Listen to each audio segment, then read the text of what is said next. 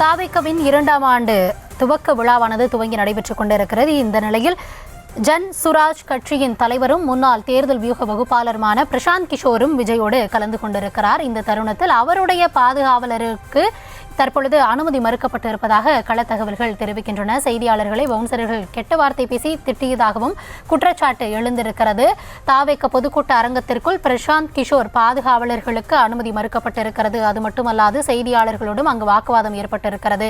பாதுகாவலர்கள் அரங்கிற்கு வெளியே அங்கு காத்து கொண்டிருக்கிறார்கள்.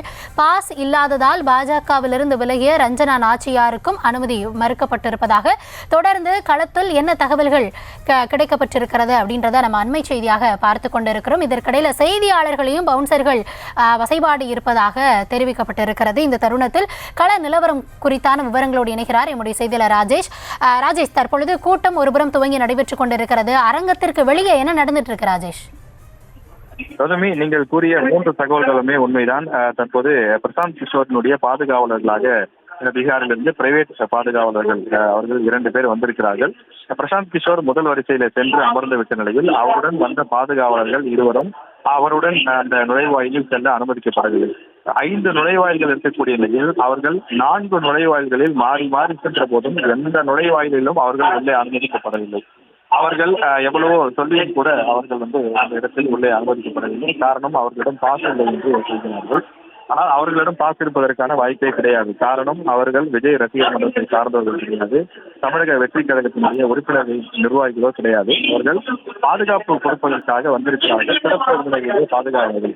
அவர்கள் ஹிந்தியில் எவ்வளவு நேரம் சொல்லியும் கூட அவர்களால் புரிந்து கொள்ள முடியாமல் தொடர்ந்து அவரை வெளியே அனுப்பாத ஒரு சூழல் தான் இருக்கின்றது.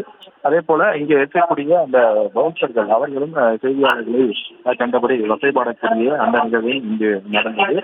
அதே போல சமீபத்தில் பாஜகவிலிருந்து விலகிய அந்த ரஞ்சனா நாச்சியார் அவர் தற்போது இங்கே வந்திருக்கிறார். அவர் தமிழக வெற்றி கழகத்தில் இணையப் போவதாக செய்தியாளர்களிடம் தெரிவித்திருக்கிறார்.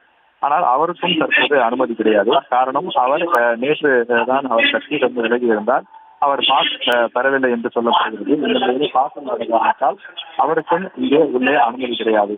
அதாவது ஒரு முறையான திட்டமிடல் இல்லாதது போல்தான் இந்த நிர்வாகிகளுடைய அந்த தவறை இருக்கின்றது. காரணம், ஒரு 2000 பேர் மட்டுமே அமர்வதற்கு வசதி இருக்கக்கூடிய இந்த அறையிலே 3000 பேர் திரண்டிருக்கக்கூடிய காரணத்தால் பலரும் சேர்கள் இல்லாமல், நாற்காலிகள் இல்லாமல் ஆங்காங்கே நின்று கொண்டிருப்பதை பார்க்க முடிகிறது. அரங்கத்திற்கு வெளியிலும் நூற்றுக்கணக்கானவர்கள் நின்று கொண்டு பார்த்துக் கொண்டிருக்கிறார்கள். வெளியிலே பார்ப்பதற்காக சிலை அமைக்கப்பட்டிருக்கிறது. அப்படி சிலை அமைக்கப்பட்டிருந்தாலும் கூட அந்த சிலையிலே அவர்கள் வெளியிலே நின்று கொண்டுதான் பார்க்கிறார்கள். அந்த வெளியில் இருந்த நாற்காலிகள் எல்லாம் கொண்டு உள்ளே அரங்கினர் போடப்பட்டிருக்கிறது. ஆனாலும் அரங்கினர் நின்று கொண்டுதான் பார்த்துக் கொண்டிருக்கிறார்கள். குறிப்பாக பிரசாந்த் கிஷோரினுடைய பாதுகாவலர்கள் இருவருமே உள்ளே செல்ல முடியாமல் அங்குமிங்குமாக சுற்றி வந்தது பார்ப்போரை அதிர்ச்சிக்குள்ளாக்கியது. நிர்வாகிகள், அதாவது தமிழக வெற்றி கழகத்தினுடைய நிர்வாகிகள் சிலர் சென்று அவர்களுக்காக பரிந்து பேசி அந்த பவுன்சர்கள் பேசினாலும் கூட அவர்கள் உள்ளே அனுமதிக்க மறுத்துவிட்டார்கள். எங்களை பொறுத்த வரைக்கும் இந்த டேக் போட்டிருக்கணும், அந்த ஐடி கார்டு இருக்கணும். அந்த ஐடி கார்டு இருக்கக்கூடிய நபர்களை மட்டும்தான் உள்ளே அனுப்ப அனுமதி. இவர்களிடம் அடையாள அட்டை இல்லை, அதனால் யாராக இருந்தாலும் அனுப்ப மாட்டோம் என கூறி அனுப்பிவிட்டனர்.